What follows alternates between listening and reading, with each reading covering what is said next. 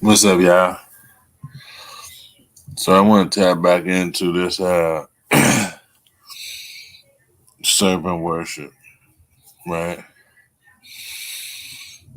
Yeah, check this out. The deified Greek physician Asclepius, as god of medicine and healing, carried a staff with one serpent wrapped around it, which has become the symbol of modern medicine. Moses also had a replica of a serpent on a pole, the Nehushtan, mentioned in Numbers 21:8. Interestingly, the venom of certain snakes has been used in traditional medicine for various purposes. In some cultures, small amounts of snake venom have been used to treat ailments and conditions. On the other hand, the medical significance of venom lies in developing antivenom. Where a person is bitten by a venomous snake, the injected venom can cause severe I want y'all to take in the image. You see the people wrapped in snakes, the snakes spitting like fire or light. It's wrapped around the pole. You see the lady with the prayer hands. and life-threatening reactions. When administered to a snakebite victim, antivenom can neutralize the effects of the venom and save lives. In many myths, the chthonic serpent, sometimes a pair, lives in or is coiled around a tree of life situated in a divine garden. In the Genesis story of the Torah and biblical Old Testament, the tree of the knowledge of good and evil is situated in the Garden of Eden together with the tree of life and the serpent. In Greek mythology, laid and coiled around the tree in the Garden of the Hesperides protecting the golden apples. So hold on, did y'all catch that? Laden, like Latin, right? Let's catch that. Hold on. The tree of life and the serpent. In Greek mythology, laid and coiled around the tree in the Garden of the Hesperides. Laden, right? Satan, Laden, El, right? You know who El is? Aden, like Satan, Atom, right? Atum, Amun, Aden, Satan, Latin. There's got to be where where the term Latin come from, right here. So there you go. Laden, Bin Laden. Remember Bin Laden? Protecting the golden apples. Similarly, Nidhogg the dragon of Norse mythology, eats from the roots of the Yggdrasil, the world tree. Under yet another tree, the Bodhi tree of enlightenment, the Buddha sat in ecstatic meditation. When a storm arose, the mighty serpent King Mukalinda rose up from his place beneath the earth and enveloped the Buddha in 7 coils for 7 days, so as not to break his So that's, Buddha, right? All the Buddha people now, a lot of people Buddhists, peace and Zen and Boop and Bop, the snake, right? Several multi-headed snake in Buddha. ecstatic state. The vision serpent was a symbol of rebirth in Maya mythology, with origins going back to earlier Maya conceptions, lying at the center of the world as the Mayans conceived it. It is in the center axis atop the world tree. Essentially, the world tree and the vision serpent, representing the king, created the center axis which communicates between the spiritual and the earthly worlds or planes. It is through ritual that the king could bring the center axis into existence in the temples and create a doorway to the spiritual world, and with it power. Sometimes the tree of life is represented. So this is pretty much like the tree of life. And I'm gonna get into another aspect of the tree of life. But you see the Roman, like when you won in the Roman games, you got the wreath on your head. You see the wreath, you know what I mean? You see the snake on the staff, right? I'm gonna get into that a little later. But he pretty much said it was like a doorway, right? And it's like it's a sex symbol. in a combination with similar concepts such as the world tree and axis mundi or world axis, by a staff such as those used by shamans. Examples of such staffs featuring coiled snakes in mythology are the caduceus of Hermes, the rod of Asclepius, the staff of Moses, and the papyrus reeds and deity poles entwined by a single serpent-wide jet, dating to earlier than 3000 BCE. The oldest known representation of two snakes entwined around a rod is that of the Sumerian fertility god Ninjizida, who was sometimes depicted as a Now, right? Fertility. I told you this was a sex magic symbol, right? The snake on the staff, right? The feminine energy on the staff, right? Pole dancing. But look at the name of the Sumerian, the oldest depiction. Look at the name Ninji, right? Ninja, Niga, Nigus. The the knee, what's it called? The Nini. It's another nin that basically is black. You know, it's like the ninja is black. The Naga, right? This time to the Naga snake, that Ninji Suda. That mean like God snake. But you know, we'll get into that. It's a lot to get through. serpent with a human head, eventually becoming a god of healing and magic. It is the companion of Dumuzi, Tammuz, with whom it stood at the gate of heaven. And we know who Tammuz is, right? In the Louvre, there is a famous green steatite vase carved for King Gudea of Lagash, dated variously 2200 to 2025 BCE, with an inscription dedicated to Ninjizida. Ninjizida was the ancestor of Gilgamesh, who, according to the epic, dived to the bottom of the waters to retrieve the plant of life. But while he rested from his labor, a serpent came and ate the plant. The snake became immortal, and Gilgamesh was destined to die. Ninjizida has been popularized in the 20th century by Raku-K, Reiki, aka the Way of the Fire Dragon, where Ningizida is believed to be a fire serpent of Tibetan rather than Sumerian origin. Ningizida is another name for the ancient Hindu concept Kundalini, a Sanskrit word meaning either coiled up or coiling like a snake. And see, that's what I was saying about Kundalini, right? That's feminine energy, the Kunda, the Kunte, right? The Kunda, Kunte.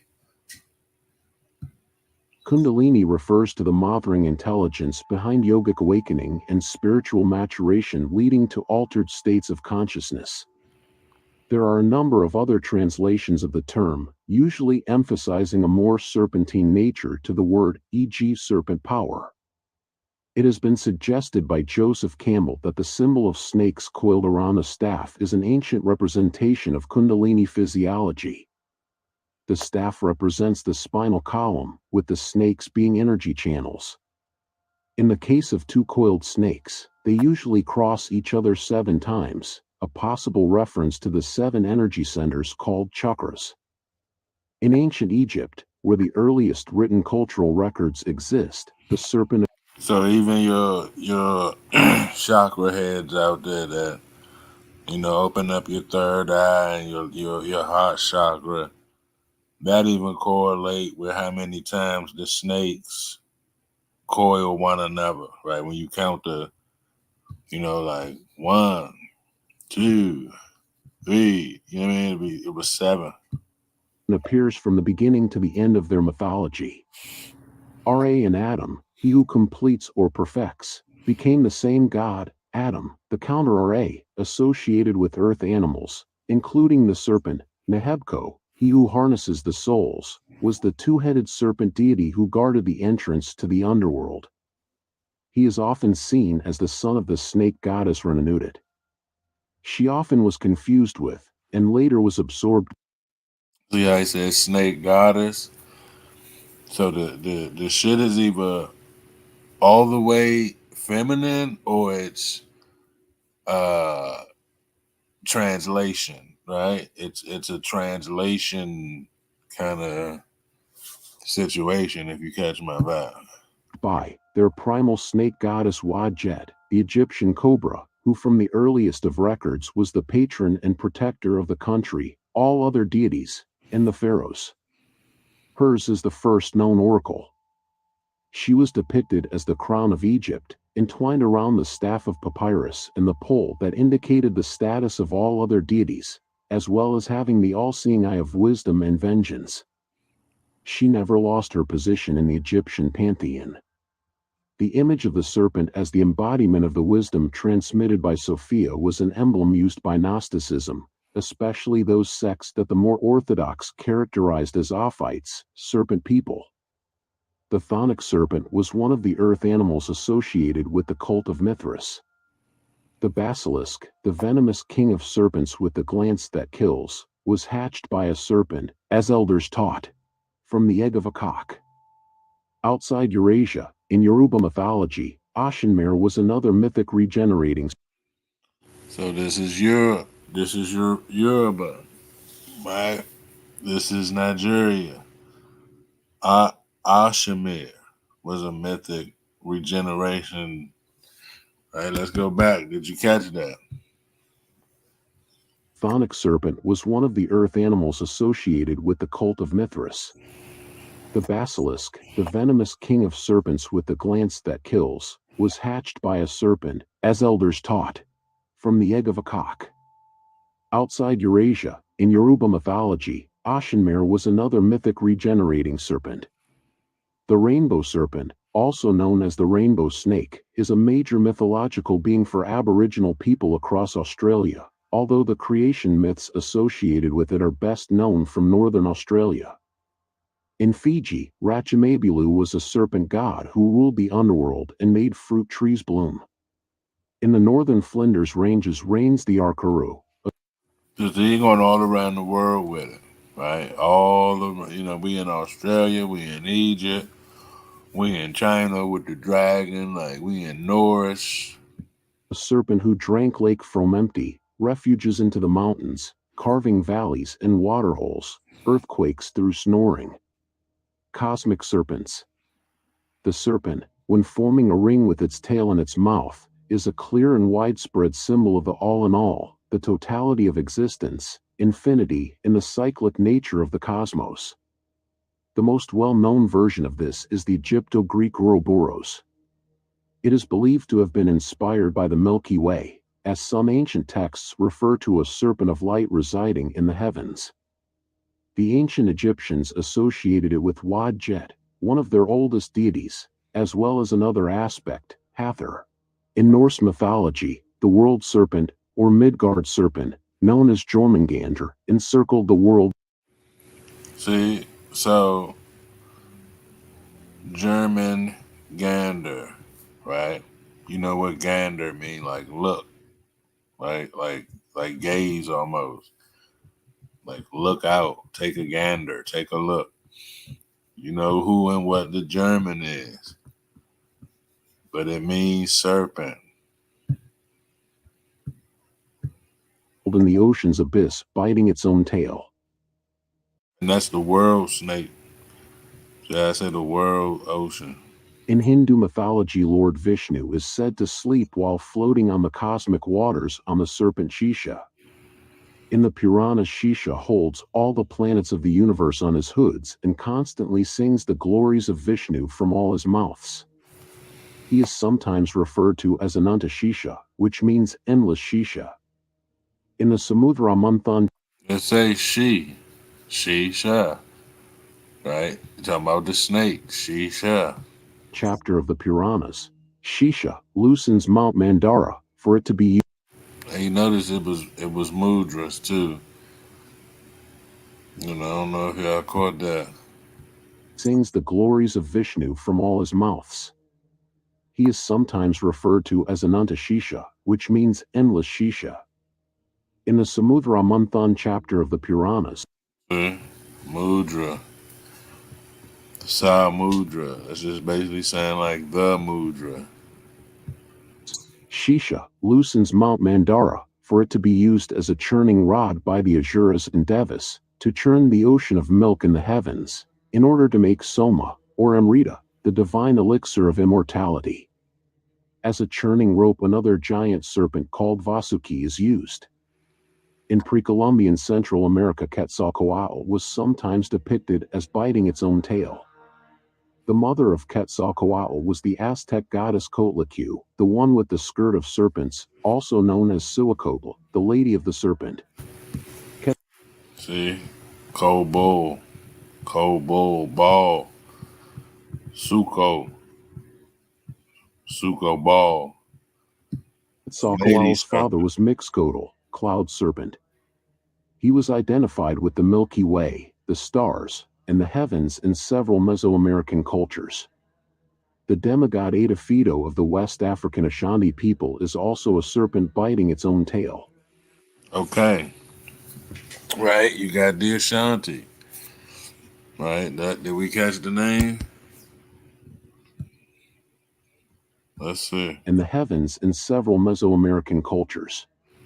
The demigod Adafito of the West Adafito, West African Ashanti people is also a serpent biting its own tail. In the Dahomey mythology of Benin in West Africa, the serpent that and you know Benin heavy on the voodoo tip. Supports everything on its many coils was named Dan. In the Vodou of Benin and Tribe of Dan, right? Haiti, Ayadowedo, aka Ayadowedo, Ado Quado, rainbow serpent, is a spirit of fertility, rainbows, and snakes. And see, that's the same like he said in Australia, like it's multiple rainbow statements. Right? Multiple rainbow states. And a companion or wife to Dan, the father of all spirits. As Vodou was exported to Haiti through the slave trade, Dan became Dambala or Dambalawedo. Because of his association with snakes, he is sometimes disguised as Moses, who carried a snake on his staff.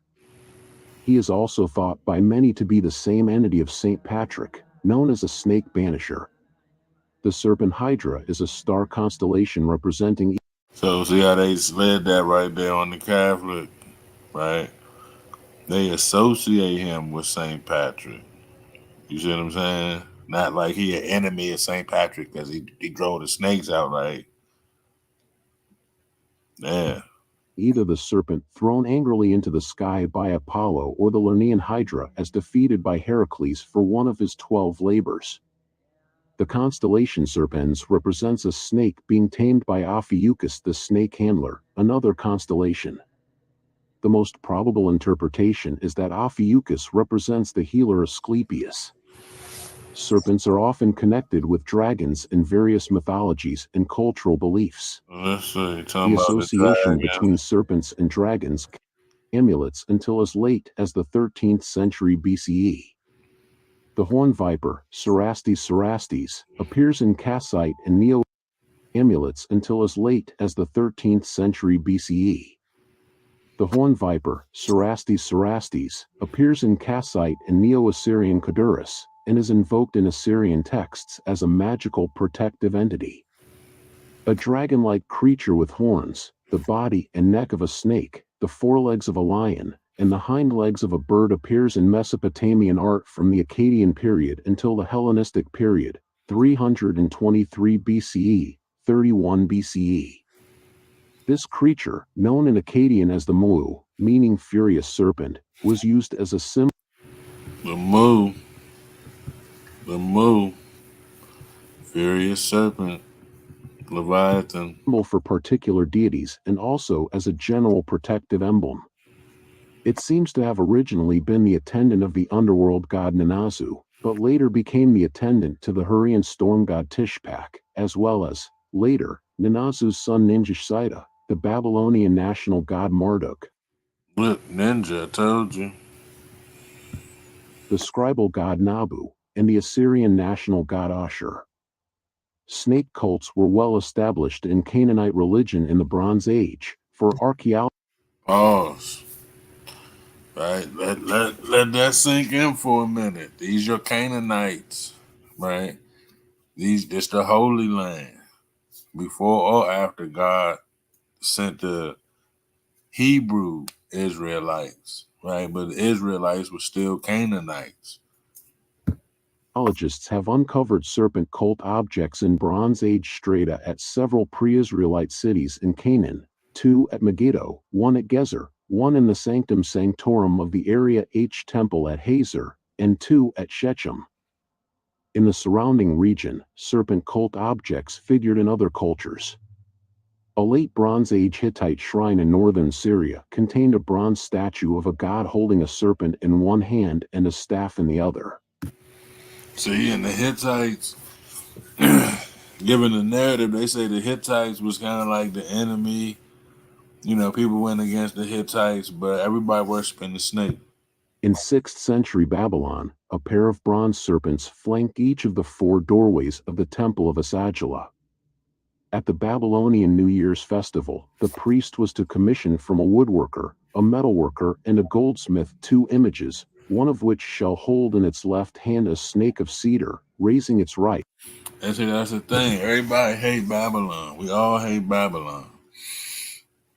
Babylon was worshiping the snake just like the African, just like the Arab, just like everybody else. The Latin, right? After the Latin, like who the Australia, you name it. Hand to the god Nabu. At the Tell of Tepe Gora, at least 17 early Bronze Age Assyrian bronze serpents were recovered. Yeah, I know Nabu, right? It's like Dragon Ball Z once again. Boo. Mishan Buu, or whatever his name is, right? Significant finds of pottery, bronzeware, and even gold depictions of snakes have been made throughout the United Arab Emirates, UAE. The Bronze Age. That's Dubai. You know, that's Islamic. So let's not keep them like they not on the list too. An Iron Age metallurgical center of Sarak al-Hadid has yielded probably the richest trove of such objects, although finds have been made bearing snake symbols in Bronze Age sites at Rumaila, Bithna, and Masafi. Most of the depictions of snakes are similar, with a consistent dotted decoration applied to them. Although the widespread depiction of snakes in sites across the UAE is thought by archaeologists to have a religious purpose, this remains conjecture. Judaic mythology. In the Hebrew Bible, the serpent in the Garden of Eden lured Eve with the promise of being like God, tempting her that despite God's warning, death would not be the result, that God was withholding knowledge from her. Although the serpent is identified. Now, notice I was telling Gabriel, shout out Book of Gabriel, my partner. Y'all go check out, subscribe to his channel. Shout out Book of Gabriel. Right, we was talking about this, and I was saying the snake was on the staff in the tree when he presented the knowledge to Eve. He wasn't on the ground, right? Shout out to Mark. I think Mark was saying that it wasn't until after this that the snake was banished to crawl on his belly. So what was it doing here if it wasn't banished crawling on his belly? Shout out Mark. As Satan in the book of Revelation, in Genesis the serpent is portrayed merely as a deceptive creature or trickster, promoting. So see how I said earlier when he was talking about the snake laden, I was like, that's basically Satan. That's going to trickle down into some other form of Satan. Is good what God had directly forbidden, and particularly cunning in its deception. Genesis chapter 3. The staff of Moses transformed into a snake and then back into a staff. Exodus chapter 4. The book of Numbers chapter 21 provides an origin for an archaic copper serpent, Nehushtan, by associating it with Moses. This copper snake, according to the biblical text, is put on a pole and used for healing. Book of Numbers 21:9 And Moses made a snake of copper and put it upon a pole, and it came to pass that if a snake had bitten any man, when he beheld the snake of brass, he lived. When the reformer King Hezekiah. See, that's Moses. And see, this is what I wanted to get to about the snake on the staff. Like you see the cross, right? It's it was of course accepted that Jesus, was always famous for being hung on the cross. But you see where this is going, right? Came to the throne of The healing, Jesus was known for healing, right? The snake is depicted in the letter S. Jesus got two S's in his name, right? U in between the two S snake symbol letters, right?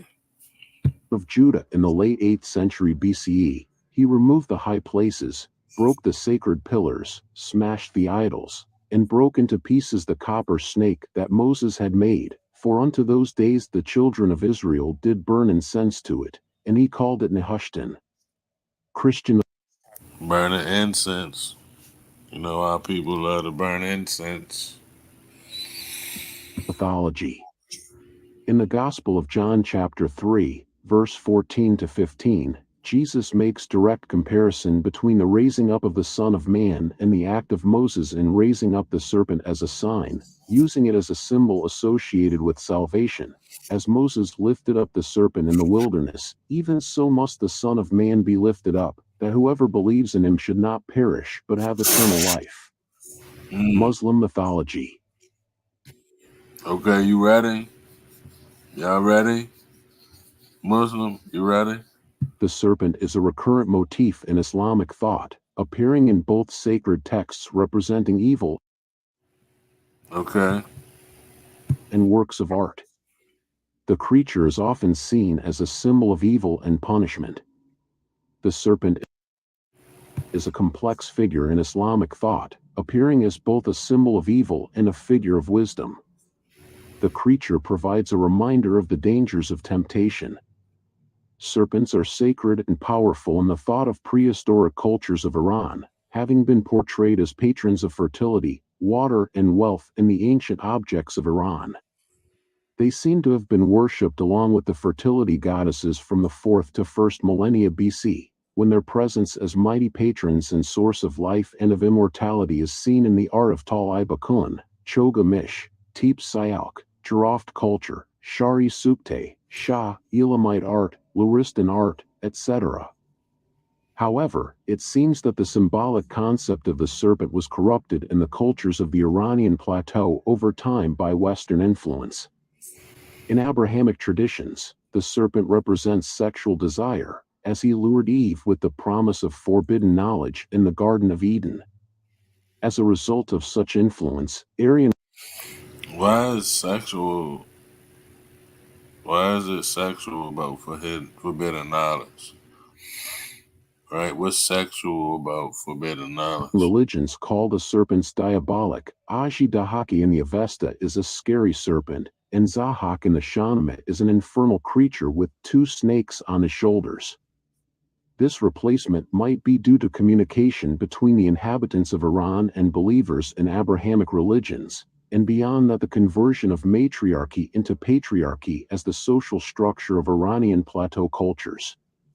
In Chinese So see what they saying? If they went from matriarchy to patriarchy, and in patriarchy they demonized the snake was obviously feminine. creationism mythology, Nuwa is the mother goddess who created humans from clay.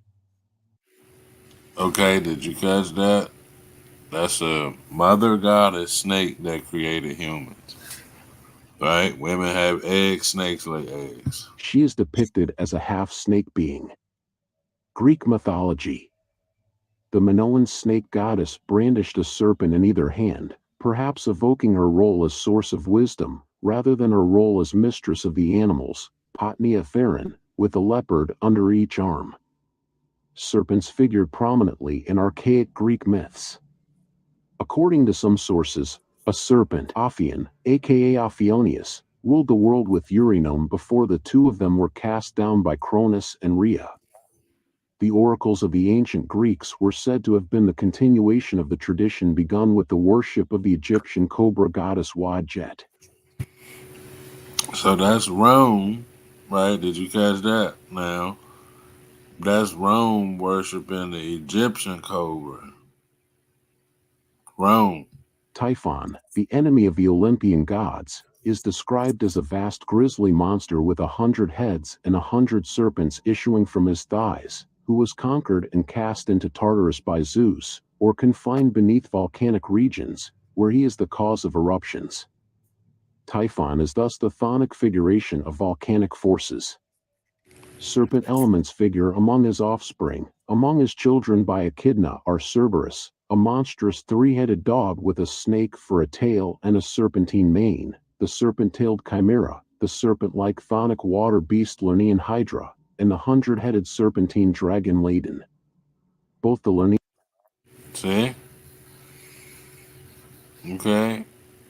Now the dragon was just associated, the serpent was just associated with Satan, and you got the dragon Ladon. Hydra and Ladon were slain by Heracles.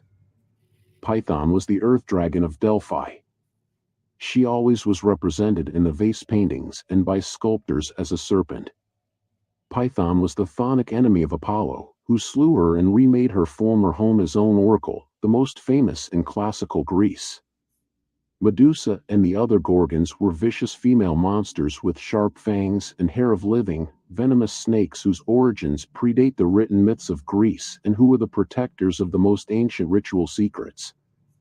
The Gorgons wore a belt of two intertwined serpents in the same configuration of the caduceus. The Gorgon was placed at the center, highest point of one of the pediments on the Temple of Artemis at Corfu.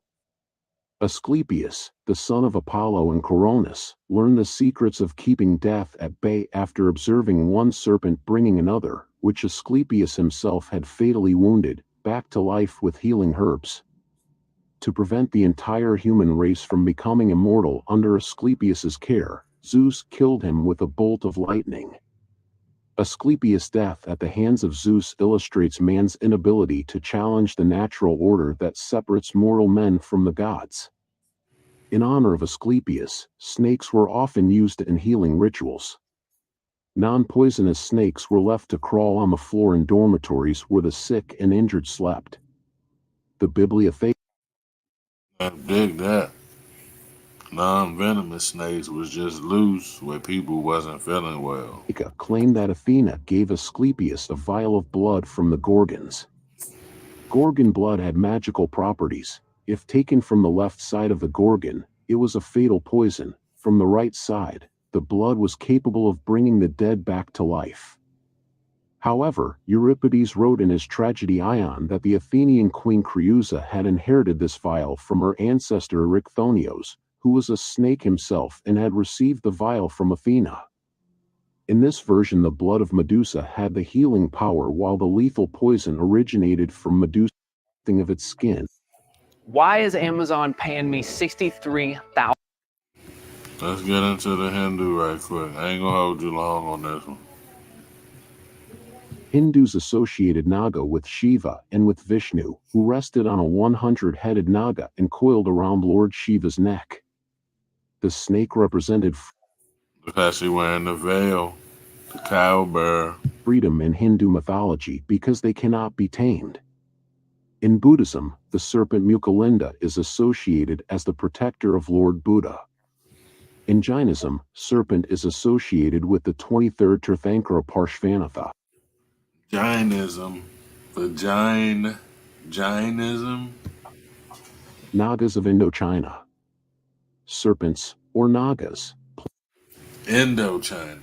play a particularly important role in Cambodian, Isan and Laotian mythology. An origin myth explains the emergence of the name Cambodia as resulting from conquest of a Naga princess by a Kambuja lord named Kondinya. The descendants of their union are the Khmer people. George Coates suggests the Cambodian myth is a basis for the legend of Phra Nang Ai, in which a woman who has lived many previous lives in the region is reincarnated as a daughter of Phra Kam, Thai for Cambodian, and causes the death of her companion in former lives who has been reincarnated as a prince of the Nagas. This leads to war between the spirits of the air and the Nagas. Nagas Amok are rivers in Spate, and the entire region is flooded. The myth of the Toad King tells how introduction of Buddhist teachings led to war with the sky deity Phaya Thane, and ended in a truce with Nagas posted as guardians of entrances to temples. Native American mythology. Some Native American tribes give reverence to the rattlesnake as grandfather and king of snakes who is able to give fair winds or cause tempest. Among the Hopi of Arizona, the serpent figures largely in one of the dances. The rattlesnake was worshipped in the Natchez Temple of the Sun, and the Aztec deity Quetzalcoatl was a feathered serpent god. In many Mesoamerican cultures, the serpent was regarded as a portal between two worlds.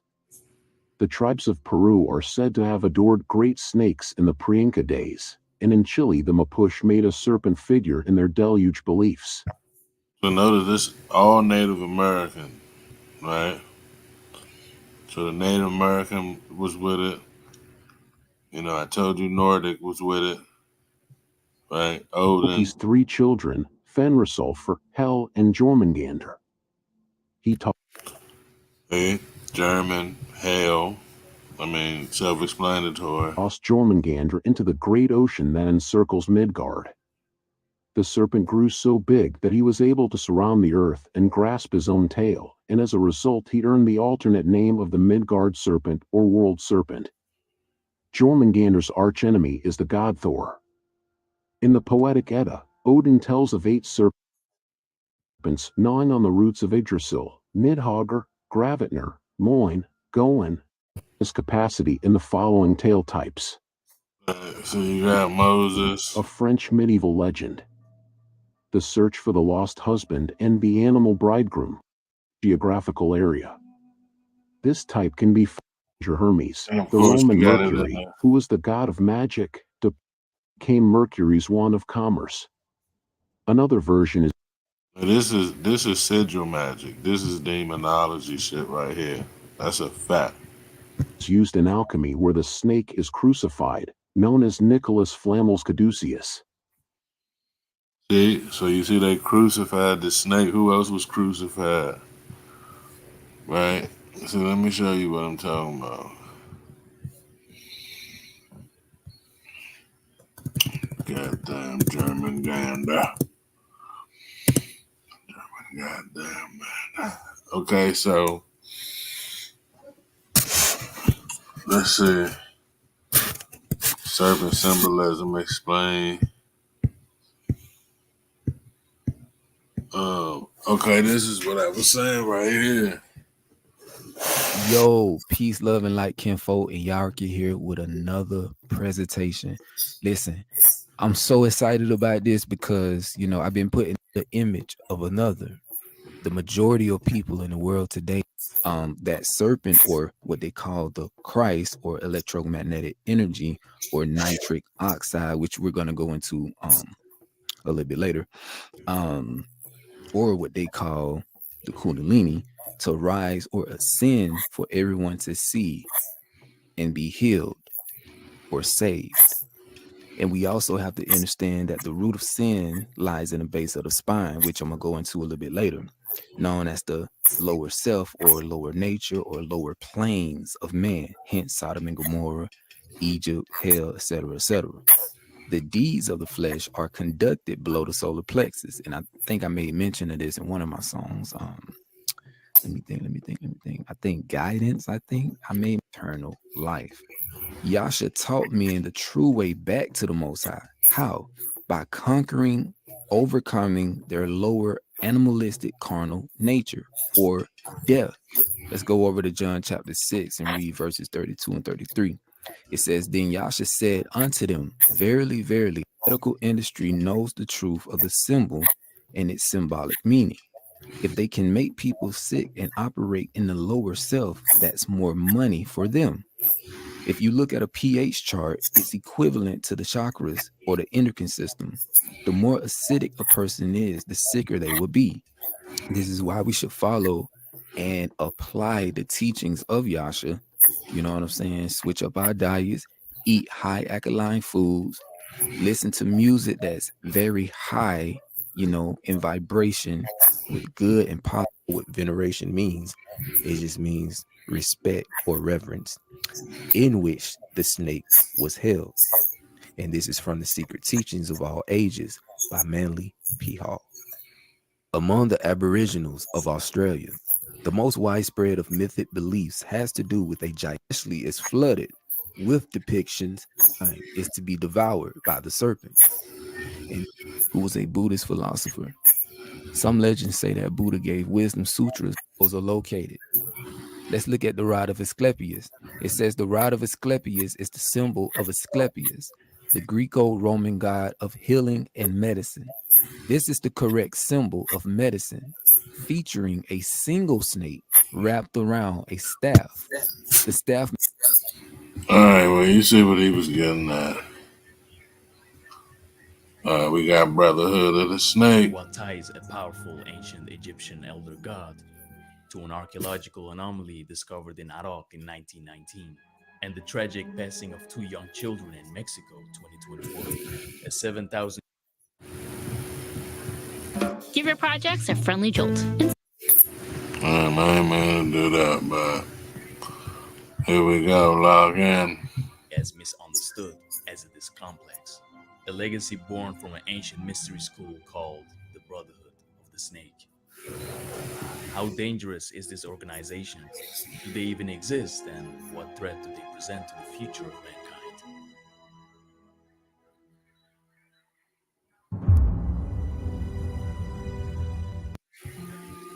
The sophisticated ancient origins of this area has led to the speculation for why this part of the world was potentially thousands of years more advanced than the rest of humanity. Fringe theorists like Michael Salla from the Exopolitics Organization theorize that Iran, Iraq, and Afghanistan are located in and around a vast geographical anomaly that spans hundreds of miles covered. Yeah, you know, they say Saddam Hussein had a Stargate. Covering much of the That was the weapon of mass destruction. northern part of the Gulf and parts of South Asia. This anomaly manifests as an invisible energy portal that not only attracts global political powers to the area, wishing to seize control of it, but also extraterrestrials and possibly interdimensional threats as well. Although this is obviously a very fringe perspective, an official government source, namely Qasem Finjan al-Hamoumi, Iraq's Minister of Transport at that time, pretty much confirmed the anomalous nature of the area by proudly stating in a 2016 press conference that he believes that his country in particular served as an ancient Sumerian spaceport, allowing travel to the outer edges of our solar system. Although he references the work of the famed yet problematic Zecharia Sitchin as a source, he implies that it was ancient humans and not extraterrestrials who were responsible for the region's early technological advancement. Although some quarters of the regional media ridiculed Finjan for his statements, it cannot be denied that Iraq and the neighboring country of Iran remains home to some of the greatest archaeological mysteries on the planet. For example, in 1919, the archaeologist Harry Reginald Hall made the unusual discovery in Tel Al-Obeid, Iraq, when he unearthed several 7,000-year-old Obeidyan artifacts, which appeared to represent humanoid figures with reptilian features. Okay, so you see what part of the world we in, right? An ancient serpent co-dominate the earth, Brotherhood of the Snake explode. Most of these figurines appear to be wearing a helmet and have some kind of padding on their shoulders. According to archaeologists, even though these statues were not likely to be ritualistic in nature, they still appear to have been important to the Ubaidian people. As with many ancient cultures, the serpent was a major symbol used to represent a number of gods, most notably the Sumerian god Enki, and later as the symbol for the Brotherhood of the Snake, a supposed ancient secret society that in the modern times has been linked to a wide variety of myths and theories, including extraterrestrials controlling human affairs. In the 21st century, the Brotherhood of the Snake is allegedly a group of wealthy and powerful individuals. and is so ancient all other powerful secret organizations that have existed, currently exist, and are to come into existence would be able to trace their origins to this brotherhood. The Ubaidian culture dates back to between 4000 and 5500 BC. As with the Sumerians, the origins of the Ubaidian people is unknown.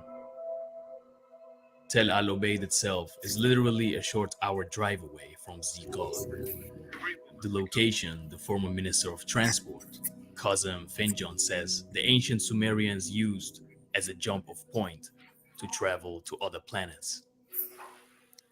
This connects to the Ubaidian discovery via a popular hypothesis that states that the figurines discovered there are one of the few representations of the original Brotherhood founders, or entities connected to the Brotherhood, and that these entities are not from this earth, hence their serpent-like appearance.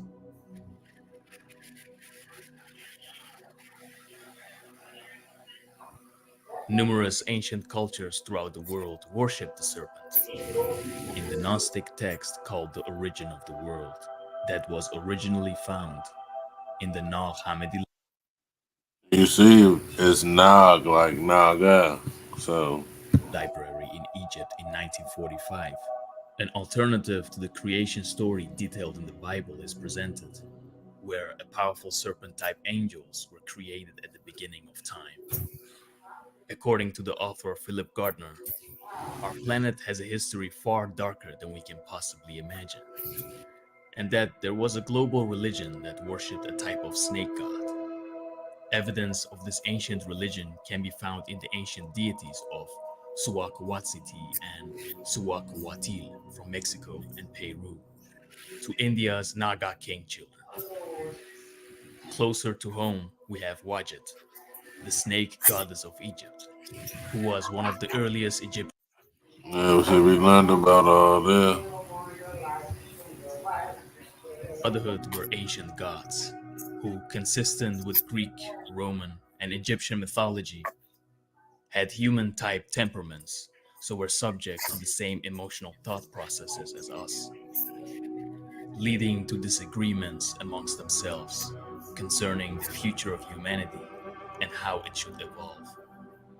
And of course, there is the theory that the Brotherhood were alien in origin, and that disagreement amongst themselves was expressed via a type of cosmic civil war that was partly raged on Earth. See, this like your Inky and a little reptilian story. Alright. Shout out to Crumb TV. Shout out to D Calico. Right. Shout out to B Dale. Right. A lot of our content creators been kicking this, you know what I mean? Bro Sanchez and Billy Carson. Although all these theories can be viewed as a variation of the same tale told through three different lenses, the extraterrestrial version appears to have mainly been popularized in William Bramley's 1989 book, The Gods of Eden. He believes this ancient brotherhood is formed of aliens who have been on Earth since the dawn of civilization, experimenting and treating humans as little more than livestock. These experimentations were responsible for creating different chimera that fuses human and alien DNA. Over the decades, this theory has evolved into a hypothesis. Mind you, they saying that's what, the first black people was. The first people in general, right? The first people was what he just said. That states that people with Rh negative blood types could be part alien or part reptile in origin. Most individuals who have the Rh blood type are Rh positive. However, those with Rh negative are prone to suffer from various health problems. Some French theorists have drawn a link that suggests that Rh negative blood must be of a non-human origin. These theories range from the supernatural to the And see, this is where it gets slippery and trickery because uh, who got RH negative, right? Who is RH negative? The pseudoscientific, with some saying that this blood type exists due to interbreeding with extraterrestrials and creating human-reptile chimeras. However, the majority of scientists who have studied the blood type have concluded that it is most likely a random mutation, taking us to an unfortunate and incredibly tragic incident in 2021.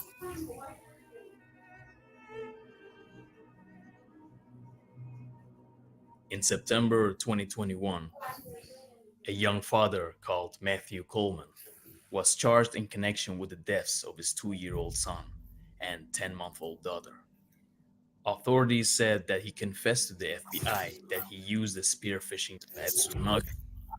A criminal complaint alleges that he told the FBI that he believed that they were going to grow into monsters and that his wife had passed down her serpent DNA to their children.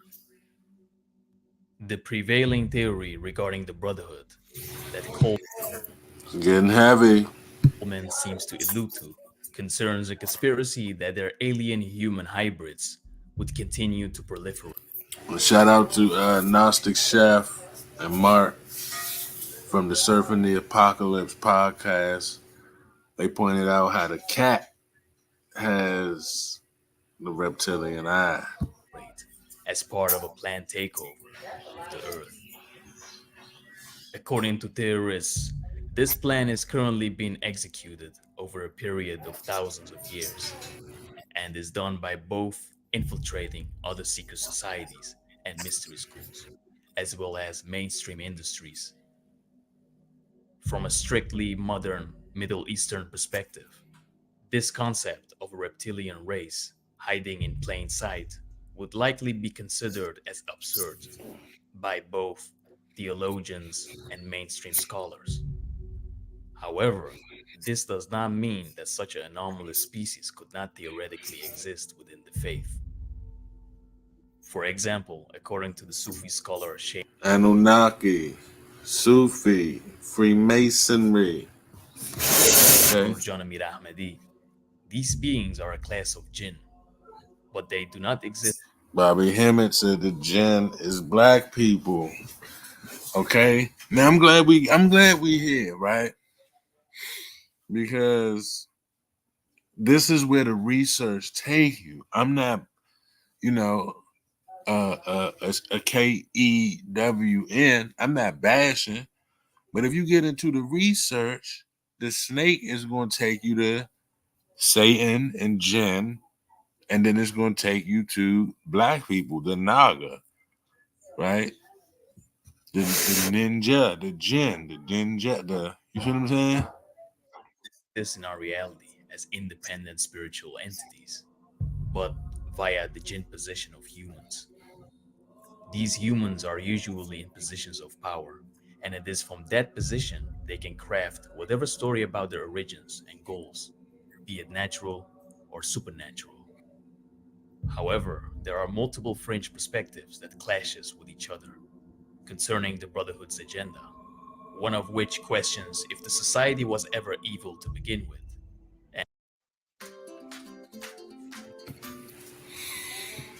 Can't do the commercials, baby. Let's get back into these bars. Will be benevolent today. Alternative perspective. So he was basically For talking example, Anunnaki, right? He was talking that Anunnaki talk. Scholars say that to consider this animal as fundamentally evil is wrong. Its natural ability to cause harm should be considered in a manner similar to that of a lion or tiger. Just because a bite can kill, that in itself does not make it evil. See, that's them trying to, rationalize. No, the tiger is a feeding machine, right? You can be like the Tibet monks and walk with the tigers, but ultimately it is the tiger's decision to not make you a lunchable, right? Like Siegfried and Roy, you could do all the training and meditating you want with the tiger. But if it ultimately, this is where the worship come in, if it ultimately decide to tax you, that's it. You know, you at the mercy of it.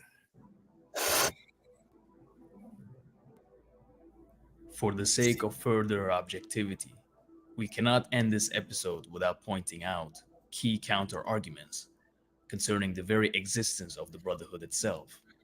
Skeptics have been quick to note that there is no solid evidence that they existed as part of an ancient.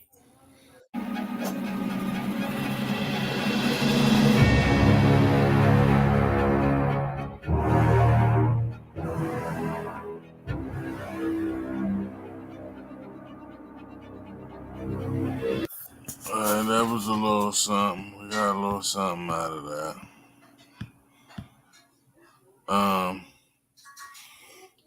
Why serpents? Right? Brotherhood of the Snake.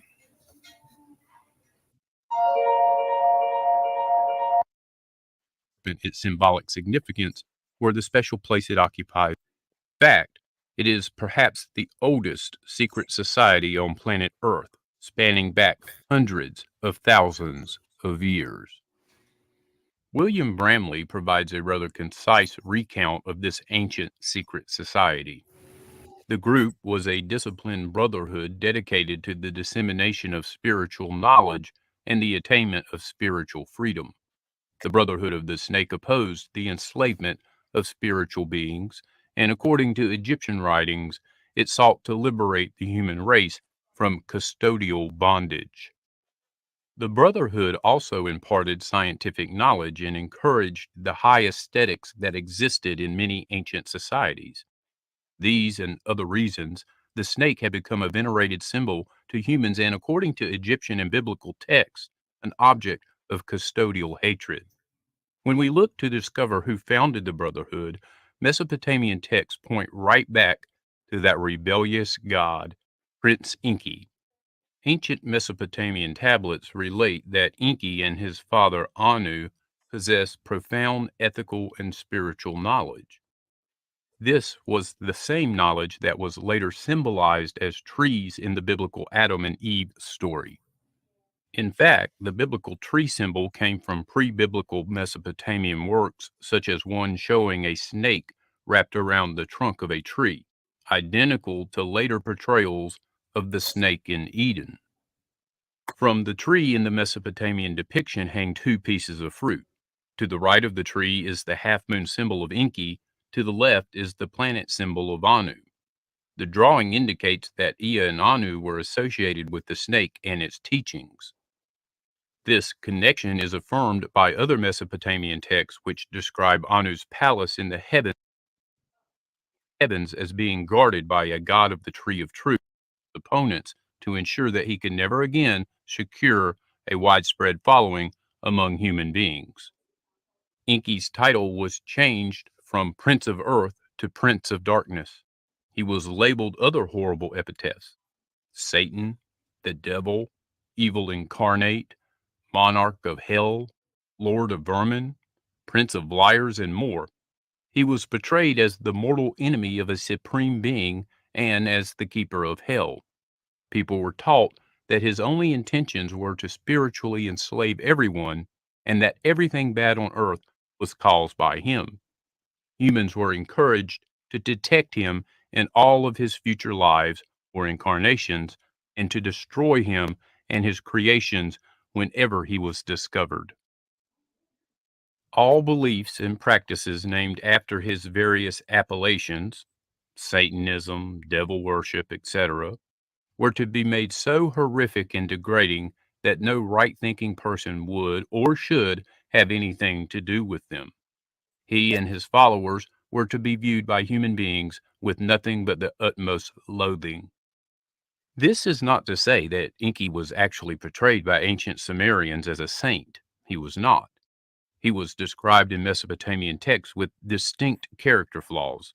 Enki was a genius who could get things done, but who was often careless about anticipating the consequences of how he went about accomplishing his goals. By engineering a work race, Enki wound up giving his enemies a powerful tool of spiritual repression. Enki then appears to have compounded the blunder by founding and or empowering the early Snake Brotherhood, which, after its reported defeat, continued to remain a powerful force in human affairs, but under the domination of the very custodial factions that Enki and the original Brotherhood were said to have opposed. History indicates that the Brotherhood was turned under its new custodial gods into a chilling weapon of spiritual repression and betrayal, despite the efforts of many sincere humanitarians to bring about true spiritual reform through Brotherhood channels all the way up until today. By reportedly creating a work race and the Brotherhood of the Snake, Enki had helped build a trap for billions of spiritual beings on Earth. The Brotherhood of the Snake has been the world's most effective tool for preserving mankind's status as a spiritually ignorant creature of toil throughout all of history. Perhaps the most paradoxical of lessons is that our God, in a physical sense, Enki, is the one who we today call the devil, whereas our oppressor, the one who has been dead set against the advancement of mankind, the one who literally regarded us as a disposable piece of trash, is the one we now worship as our God, Enlil, the primary Jehovah/Yahweh of the Old Testament. In modern times, when it comes to the symbol of the snake, most people in the Western Hemisphere are influenced through the lens of religion and church and not actual history. The book of Genesis tells how a clever talking serpent convinces Eve to eat forbidden fruit from the tree of knowledge. She gives the fruit also to Adam. Angry, God casts them out of the Garden of Eden and condemns the serpent to travel upon its belly. The appearance of the biblical serpent is controversial. Genesis does not give an exact description. Some illustrations of the serpent in Eden depict a reptilian humanoid being. The serpent talks to Eve and exhibits intelligence and wild. In some other Jewish legends, the Genesis serpent is a tall, extremely intelligent creature with human arms and legs.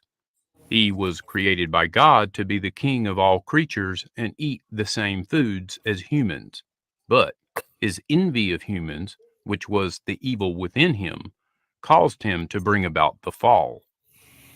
It is extremely important to understand that Genesis does not equate the serpent with the devil or Satan. The associations of early church fathers, such as Justin Martyr and Tertullian. The serpent later sins. Their name is thought to be derived from the Hebrew verb seraph, which means to burn, incinerate, or destroy, and probably refers to the ability of the seraphim to destroy by burning. In the Old Testament, the term seraph is applied to fiery serpents. Numbers 21, 6 through 8 refers to fiery serpents sent by the Lord to bite and kill sinning Israelites. After Moses prayed for forgiveness, he was instructed to set a fiery serpent atop a pole. Whoever was bitten by it, when he looked upon it, would live. Moses made a bronze serpent. That's in Matthew 10:16. In Gnosticism, which is a dualistic sect, they considered the serpent as the Son of Man, the Savior himself, who initiates humankind into consciousness and raises them up out of a This is it right here. identified unconsciousness. Gnostic teachings identified Jesus with the serpent in Eden because they were both condemned for giving humans more godlike status. There you have it. There you have it. My boy talking his With tongue. the correct context, what is the spiritual knowledge and freedom that Enki wanted to disseminate through the Brotherhood of the Snake. The most prevalent interpretation of serpent symbolism is that it means wisdom, but the symbolism has a deeper and much more complex meaning. It is essentially related to the complex nature of the human psyche, energy, and our body chemistry. The serpent is an expression of our higher and lower consciousness. In actual fact, the serpent is one of the keys to understanding transcendence to higher states of consciousness, Transcendence. foul of our subconscious mind. But through the serpent, we can find wisdom to overcome our lower conscious self and discover the higher self, that aspect of our personalities that religions call God. At its deepest level, the serpent is a symbol of rebirth and renewal.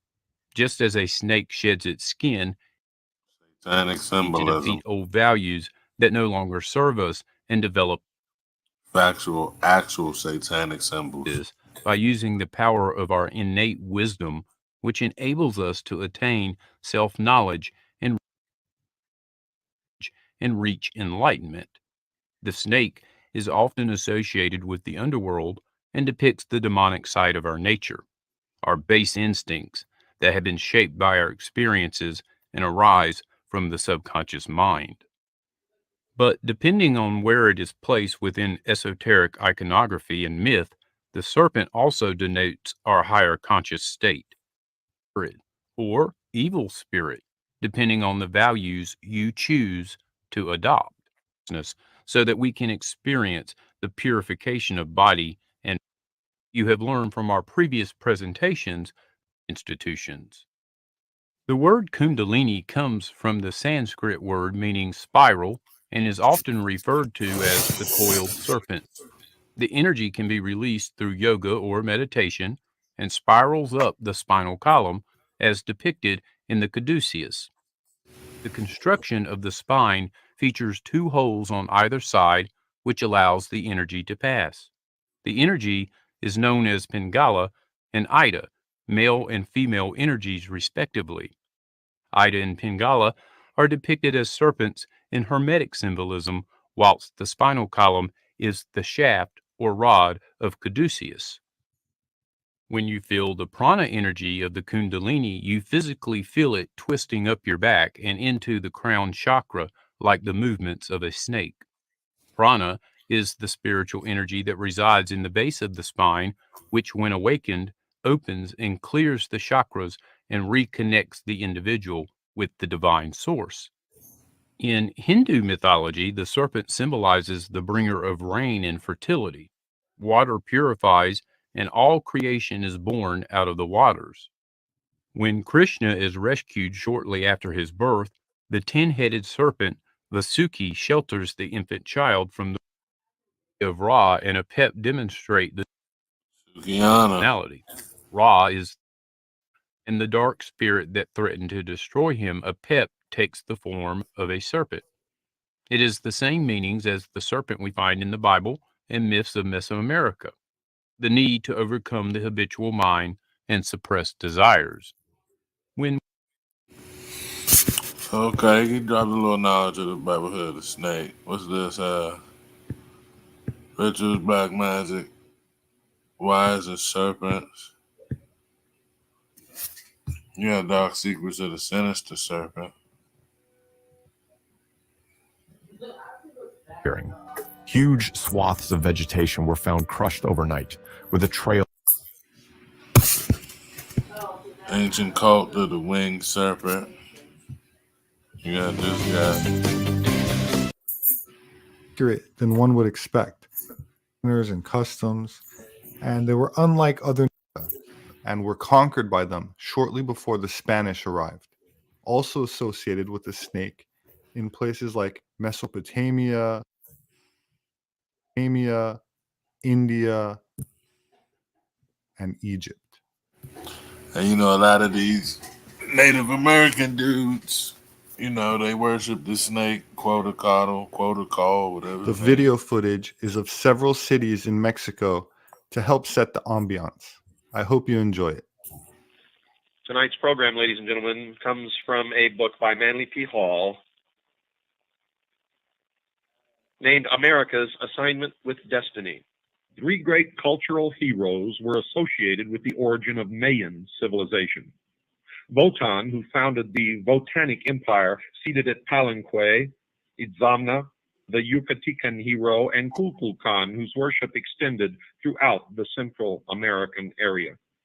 All 3 came from a remote region lying eastward, introducing arts and sciences and founded religious cults, or mysteries. From the legendary histories of these persons, they should be included as adepts or initiates of ancient secret schools, possibly Atlantean. In a book written in the Quichean language and attributed to Wotan, the Great One declared himself a snake, a descendant of Emos in the line of Khan. He came to America by the command of God from a distant place. He ultimately founded Palenque and built a temple with many subterranean chambers, which was called the House of Darkness. Here he deposited the records of his nation in the keeping of certain aged men called guardians. There is a legend, folks, that this Wotan was the grandson of Noah. The original book containing this report was in the possession of Nunex de la Vega, Bishop of Chiapas, but he destroyed it with the other native manuscripts which he was able to accumulate. Fortunately, however, it had been copied by Aguilar. Itzamna, according to Cogulodo, was a priest who came with the migrations from the east. He was the son of the supreme deity, Hunabku, or the Holy One. Itzamna is pictured as an ancient man with a very prominent and strangely shaped nose, either toothless or with one crooked fang. Likenesses of him have been found indicating his birth from a plant growing from the earth. He is also shown rising from the mouth of a serpent or a turtle to symbolize that he came from the sea. He healed the sick and restored the dead to life. He lived, according to the records, to a great age and was said to have been buried at Izamal, or Itzamal, where his tombs became places of pilgrimages. Itzamna was sometimes called the skillful hand, and after his death, his body was divided. His skillful hand was placed in one temple, his heart in another, and the rest of his remains in a third. One of the best known of his emblems was a Tau, or T-cross. It is now generally admitted that the Quetzalcoatl of the Nahuatl people, the Gukumats of the Quiches, and the Kukulkan of the more southern Mayas were one person. In each language, the word signifies feathered, plumed, or winged serpent. This title may have resulted from Quetzalcoatl casting his lot among or gathering his first followers from the descendants of Wotan. This tribal group had the serpent as its heraldic device. At a remote time, this semi-mystical, semi-divine priest initiate, Quetzalcoatl, came from the fabled land of the 7 colors and established his right at Tula and Cholula. Quetzalcoatl was the initiate philosopher and teacher. Let's see. Kodo Khan.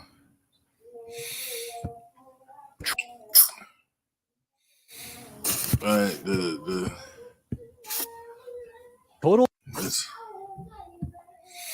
maybe that was MK11.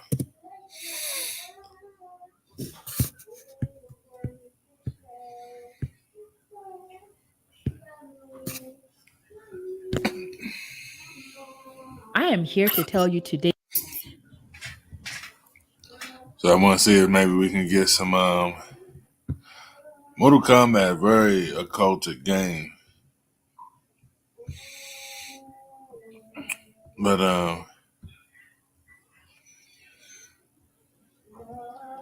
they got him dressed in the Beatles shit. You got to see him in that Apocalypto. That apocalypto fit.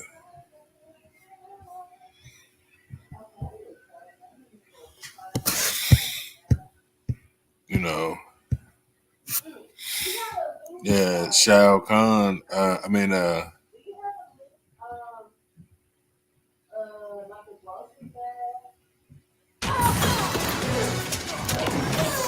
Oh my god, I topped off but I lost. Are you serious? No, man. You gotta admit, this guy's seriously impressive with Kodal.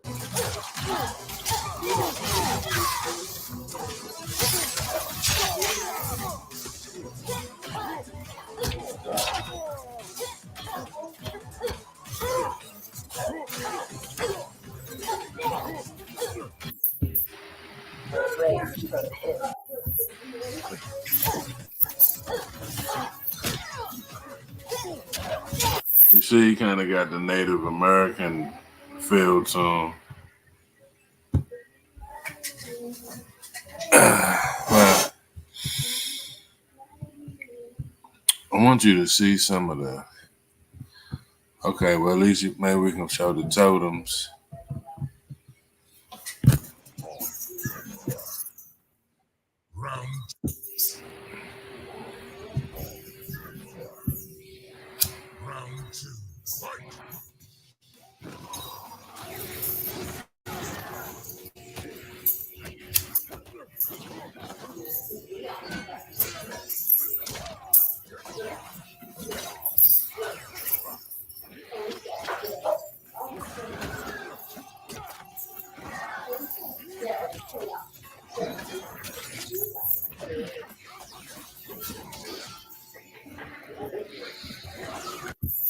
See how he bring up the totems, like he get power from the totems. But who is he worshiping? Koda Call.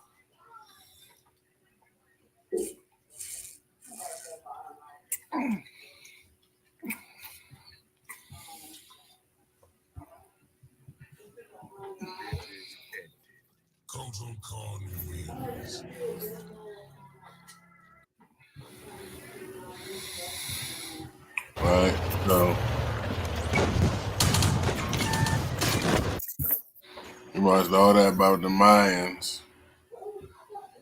The best Kodal Khan player. Let's go back. All right, well, let me show y'all one more thing before I get out of here.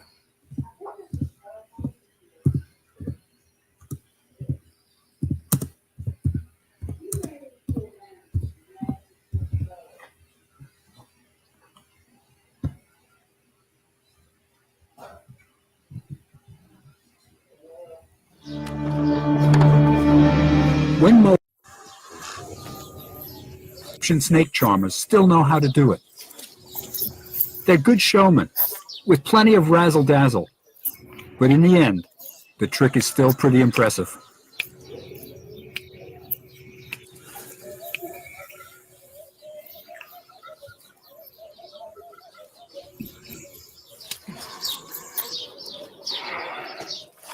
The snake charmer winds the snake around a staff, and the snake becomes immobile, and the head appears to be the top of the staff.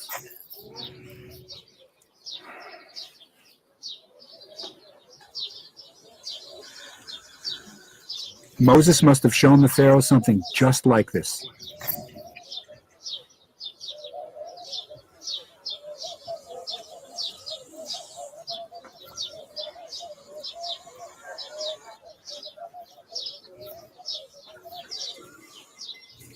When the snake is returned to the ground, it reanimates and rears up. You're dead. Well, not yet, but you're dying. Quick! Alchemy in the ambulance. Right, you see the snake on the serpent? With a simple whisper of his voice and a wave of his staff, Jafar can mold a simple mind to do his will. Don't worry. Everything will be fine. Everything will be By looking into the red eyes of the snake on his staff, an individual loses all sense of self-control. But Jafar, where did you get that thing? We know you didn't really have any magical powers before you started making your wishes with genies, so what gives? Well, if we search across the globe and adventure outside of Agrabah, I believe I know where this staff comes from. Hello, I'm Isaac from What's So Videos, where I discuss fun topics for fun people. I'm all about spreading the magic of Disney, which is why today I'm using Disney connections from far and wide to explain the origins of Jafar's staff. By the way, if you'd like to learn more about Jafar and his magical relics after the video, I've provided all the links to the movies and the resources I used in the description. The truth was, Jafar was a vizier with a fascination, and you could probably also say obsession, with magic and treasure. No matter the trick or item, Jafar seems to invest a large amount of time and resources to utilize or discover as many magical tools as he can find. He learned to disappear with sleight of hand and a concoction in a vial very similar to that of Yzma, although I think that's just a coincidence. Jafar also constructed a massive hidden lightning machine to be able to see into the future using powerful sand he must have discovered. Part sands of time reveal to me the one who can enter the cave. And he also spent years, maybe even decades, in pursuit of the golden beetle that could lead him to the Cave of Wonders so he could finally retrieve the genie of the lamp. At last, after all my years of searching. It's got the cat. This guy is all there. He got the veil with the Moorish turban. To possess magic, and I don't think I would be able to go to his lengths. Jafar was willing to spend whatever it cost, sacrifice whatever he needed to, and descend to any level to earn his magic. And I don't think he would have done anything less to possess his magical serpent staff. I bet he would have even been willing to trek through the jungles of Africa to the hidden and powerful city of Opar, the place where I believe the staff came from. Originally said to be a lost colony of Atlantis, yeah, Atlantis. Comment a shocked face below the like button if you weren't expecting to get that connection dropped in this video. Over time, Opar became a secret city in Africa that sustained and thrived utilizing magic stones. I wonder where I've heard that before.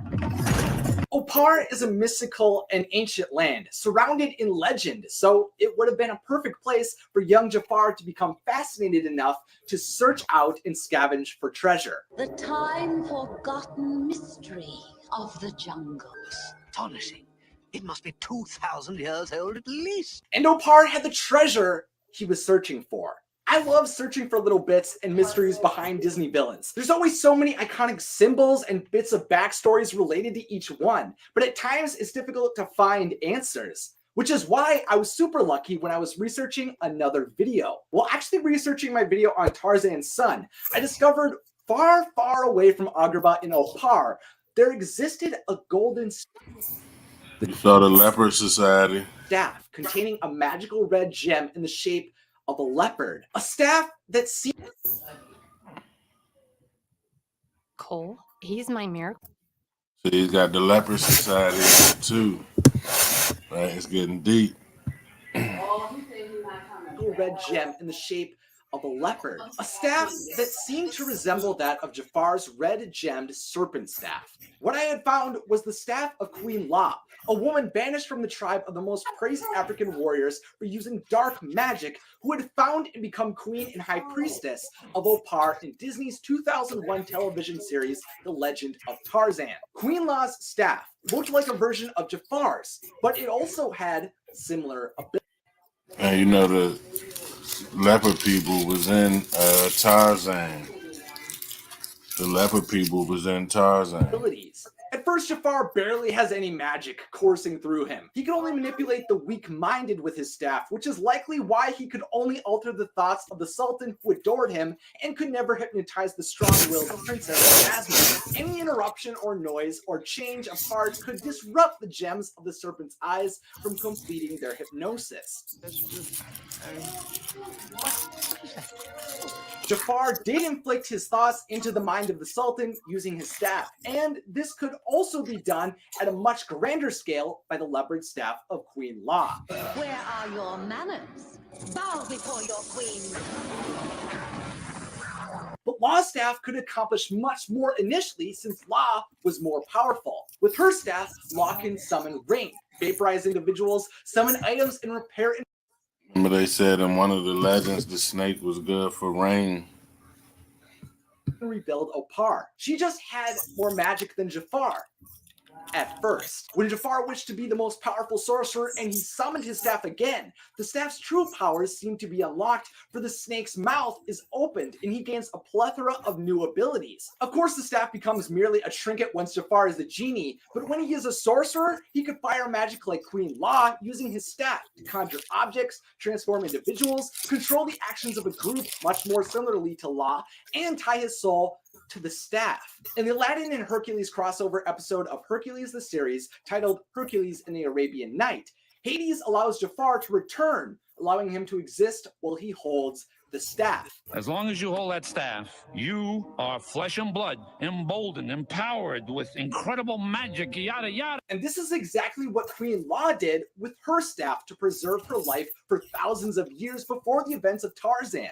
Long, long ago, La used forbidden magic to immortalize her spirit. But unfortunately for these two magic users, without their staffs, both were seemingly powerless, for the staff appears to be what channels their magic. With her magic staff broken, her leopard men released, and Opar in ruins, La is weak. We can defeat La now. I don't have my magic staff! Get the lamp! No!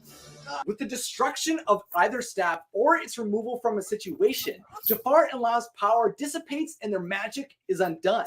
To me, these staffs' similarities, not only with looks, but with abilities, makes me believe they were derived from the same place. I think both Jafar and Queen Law's staffs came from Opar. So here's what I'm proposing. Because of Jafar's resolve to obtain magical items, the legends surrounding a colony of Atlantis, and the similarities between Jafar and Law's staffs, I believe Jafar's magical obsession brought him to venture after the hidden treasure of ancient city. I think Jafar discovered the immortal Queen Law, and somehow, some way, after Jafar saw the power of Law's leopard staff, he came across his own serpent staff. Either through thievery, bartering, or befriending Law, Jafar came away from Opar with a powerful serpent staff capable of channeling magic, which he would use for years to assist in his journey to control Agrabah. So now it's time for the question of the day, sponsored by my patrons. To become a patron yourself, check out my Patreon page at... So just to make that make sense, let me show you the Leopard Society before we wrap this up.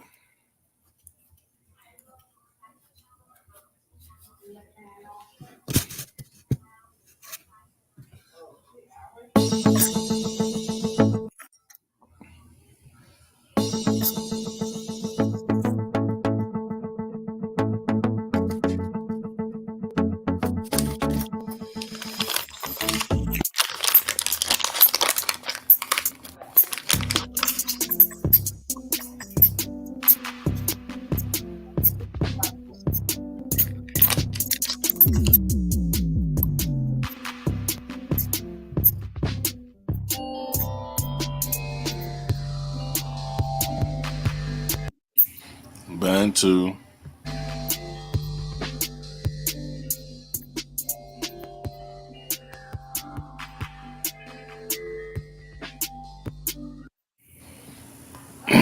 Ancient Ivory Coast, Gabon, Nigeria, Liberia, and Sierra Leone.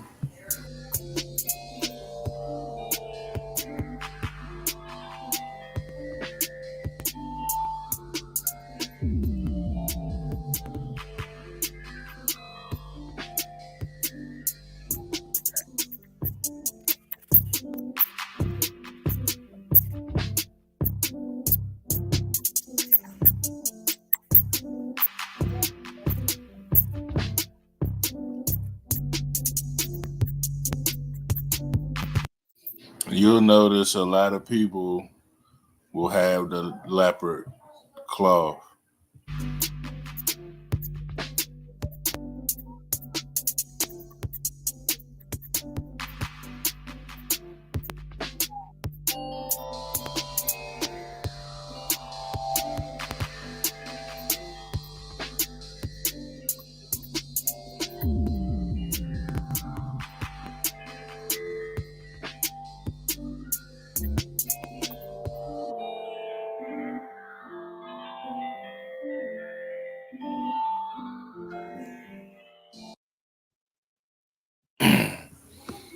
let's say the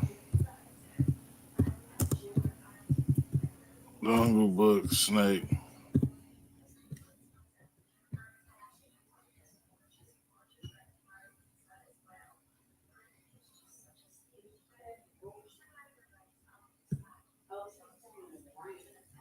I'm renovation expert Scott.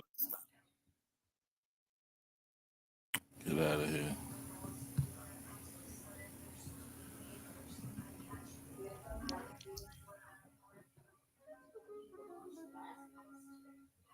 Say now, what have we here?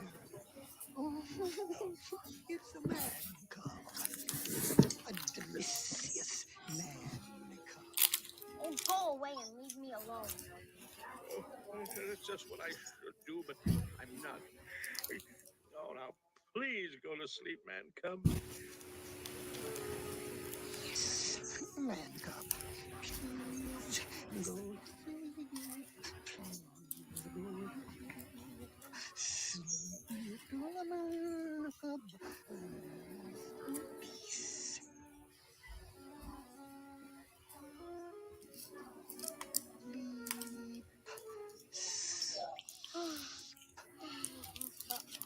Bagheera. Oh,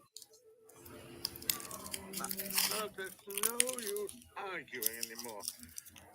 Now, no more talk till the morning. he won't be here anymore. No, yes, he will. Car! Hold it, car! Oh, my sinus. You have just made a serious mistake, my friend. A very stupid. No, car, Now this is deep because you see the snake name is Kai, right? And Rashad Jamal always talk about Planet Kai, you know, and black people. Right? I think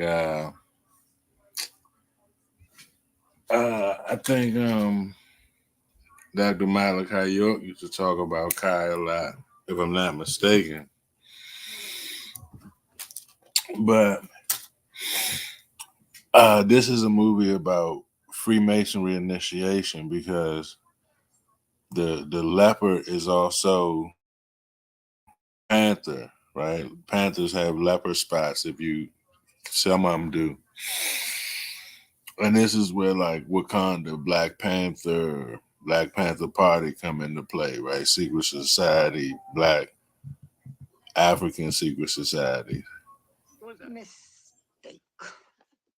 Look me in the eye when I'm speaking to you. Please, car. Both eyes, if you please. You have just sealed your doom.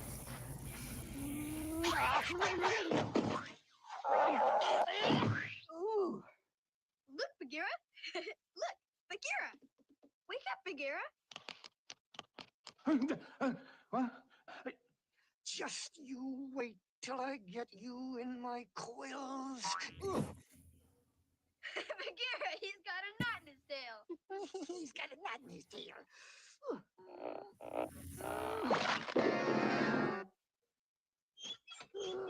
This is going to slow down. You know, Khan, the tiger, kind of India aspect. And this the same as the life of Pat. Remember? He was on the boat with the tiger, right? Like Jungle Book. Right? The orangutan, remember from the Jungle Book?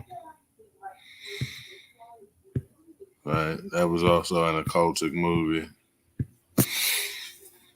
Right? But yeah, I think I'm gonna go ahead and wrap it up, man. The snake on the staff, man. Y'all let me know what you think in the comments. Like and subscribe. Thank y'all for coming out. Peace.